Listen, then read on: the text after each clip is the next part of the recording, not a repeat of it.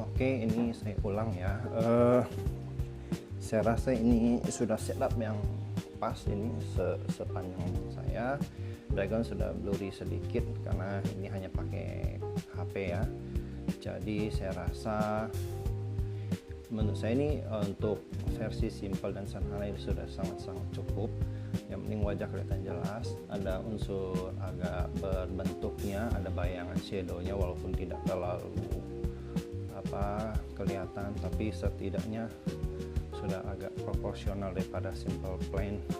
Memang untuk di typical talking head itu banyak jenis ya, dan itu tidak ada ketentuan, tidak ada hukum tertulisnya.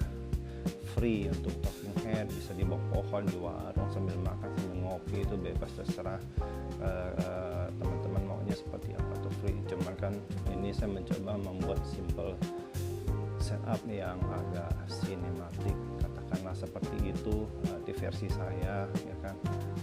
Ya teman-teman merasa di rumah saya berantakan itu bisa, teman-teman cari tempat yang agak dikosongkan ya kan, hanya untuk berapa menit saja untuk bikin konten talking head, dan teman-teman bisa merapikan kembali seperti saya barusan.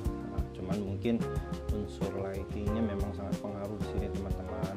Untuk unsur estetik teman-teman bisa menambahkan lighting tertentu jika teman-teman tidak ada lampu yang mendukung. Saya pikir lampu yang lampu belajar itu loh, lampu tidur yang agak kuning-kuning redup itu sangat cocok teman-teman. Juga untuk lampu tambahan, kebetulan saya ring lightnya tidak terpakai, itu sebenarnya bisa juga sebagai fill light teman-teman, tinggal posisi arahkan pakai tripod. Kebetulan tripod saya cuma satu, jadi saya tidak bisa menambahkan karena tripod saya untuk menaruh kamera ini. Jika kalau mau sih teman-teman, saran saya minimal 2 tripod lah ya, 2 tripod, satunya untuk kamera, satunya untuk si lighting itu sendiri. Kalau teman-teman punya dana lebih, 3 tripod lebih bagus. Kenapa? Misalkan kamar teman-teman di dalam ini tidak ada jendela nih, tripod.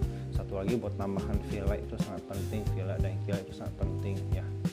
Kalau sepengalaman saya, kalau misalkan lampu kamar atau lampu ruangan teman-teman sangat tenang, wattnya gede, nggak apa-apa, cukup satu sumber cahaya ditambah satu pilar dan satu backlight, itu sudah cukup teman-teman. Tapi jika memang cahayanya kurang, alangkah baiknya ya posisikan ini sebagai sumber cahaya utama, key lightnya, dan ini fill lightnya teman-teman, seperti itu teman-teman ya. Bagaimana teman-teman, apakah hasilnya menurut teman-teman oke atau bagaimana? Ini hanya pakai iPhone 13 reguler ya teman-teman. Kenapa? Kebetulan saya punya teman-teman. Kalau tidak ada, pakai HP lain. Nanti saya kasih lihat pakai HP lain teman-teman. Saya ada HP Xiaomi satu lagi, nanti teman-teman bisa lihat perbedaannya ya. Oke teman-teman, ini dengan HP Xiaomi, bagaimana teman-teman? Oke, nah teman-teman lihat ya, Xiaomi seperti ini jaraknya. Ini berantakan teman-teman, berantakan sekali teman-teman. Jadi saya kasih lihat arealnya ya teman-teman. Jadi teman-teman yang pikir ruangan berantakan banget teman-teman. Oke teman-teman, ini saya pakai HP Xiaomi. Ini tadi setup seperti ini ya teman-teman ya. Ini setup saya, ini sekarang saya pakai HP Xiaomi ya teman-teman, HP Xiaomi 13T ya. Intinya Xiaomi lah, sebenarnya nggak salah Xiaomi juga nggak apa-apa, yang penting kan nggak bergerak ya, steady itu nggak bergerak kan paling aman teman-teman. Oke, ini saya langsung tag aja di sana ya teman-teman lihat ya. Nah teman-teman, ini dengan HP Xiaomi, bagaimana teman-teman? Oke, nah ini teman-teman lihat ya, Xiaomi seperti ini jaraknya nih. Oke, ini berantakan teman-teman, berantakan sekali teman-teman ya. Jadi saya kasih lihat arealnya ya teman-teman. Jadi teman-teman yang pikir ruangan berantakan banget teman-teman. Oke ya, ini teman-teman lihat sendiri gimana posisi saya. Memang untuk karakter kamera AI-nya, untuk algoritma dari masing-masing HP berbeda-beda teman-teman ya. Jadi dimaklumi saja dengan kemampuan kamera HP masing-masing. Kunci utama sebenarnya sesimpel teman-teman, kita kenali gadget kita, kekurangan kelebihannya apa ya kan. Ya kalau ada kelebihan nggak usah diomongin, kalau kekurangan ya kita coba tambah ya kan. Misalnya kamera noise agak redup, ya udah tambahin lighting, cahaya. Satu lagi unsur penting adalah untuk mic teman-teman. Ini saya pakai Holyland Lark A1 teman-teman. Saya beli paket yang paling murahnya, waktu itu belinya yang non case ya teman-teman ya. Memang agak repot tapi nggak apa-apa lah, ini kan pemula, kita mulai coba konten ya kan, nggak usah terlalu perfect. Saya juga belum tahu ini hasilnya seperti itu, ini saya coba-coba ya, teman-teman lihat sendiri bagaimana. Oke teman-teman, ini exposure-nya saya atur, teman-teman lihat ya, ini saya atur agak seperti gelap sedikit untuk mendapatkan unsur lebih estetiknya. Teman-teman lihat perbedaannya. Kemudian nah seperti ini teman-teman, seperti ini bagaimana teman-teman melihatnya? Saya rasa cukup oke lah ya. Sorry teman-teman, tadi saya atur fokusnya salah, jadi yang di blur malah saya, background saya yang kelihatan. Sekarang udah saya ubah lagi, ini saya ulang.